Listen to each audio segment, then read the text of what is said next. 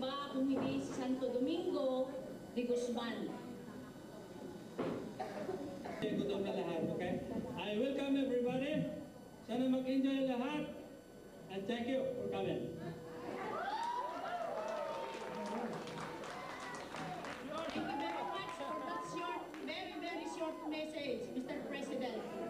Hingin po natin ang pagpapala ng Panginoon sa pagdiriwang po ito ng ating kapistahan sa pamamagitan po ng isang edukasyon na pangungunahan ni Mr. Fred Rivera.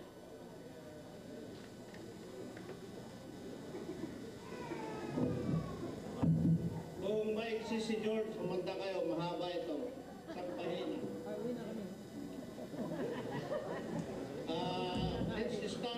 Let's everybody stand, please. And muli kami nagtitipon para sa kaarawan ng ating mahal na patrons, Apo Santo Domingo. Sana bigyan tayo ng lubos na kaligayahan, kasaganaan, kalawalhatian at biyaya, hindi lang sa araw na ito, kundi sa darating panahon. In contrast, merely 46 days ago, the whole country was still engraved in remembrance of the tragic event on September 11, 2001, at the same time still feeling the effect of the war in Iraq. The natural disasters such as earthquake all over the world, and recently the devastation of the wildfire that visited Southern California. We offer you, Lord and Savior, our prayers, especially for the victims and their families, survivors of the attack, but also for all of us in its individual way. That day of terror will forever be remembered, but peace comes not from an absence of strife and conflict, but in our ability to cope with it. Through your grace and guidance, help us to draw strength in our faith in you and each other, that goodness is inherent in man. Strengthen us all and enable us to see your gift of diversity.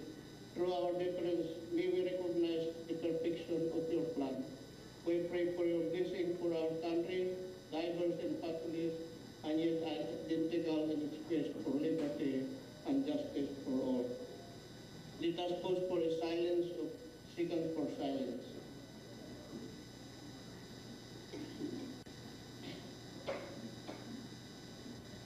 And last, we ask you for the blessing of the food in which we all share, and also the opportunity to gather among friends. We remember all those who are not brought around to join us, and those who are gone, and keep them in our prayers. We also pray for the safe return home of our out-of-town visitors that are with us today. We ask all this in the name of our Lord Jesus Christ, our Savior. Amen. So I want the grandparents to stand up, please.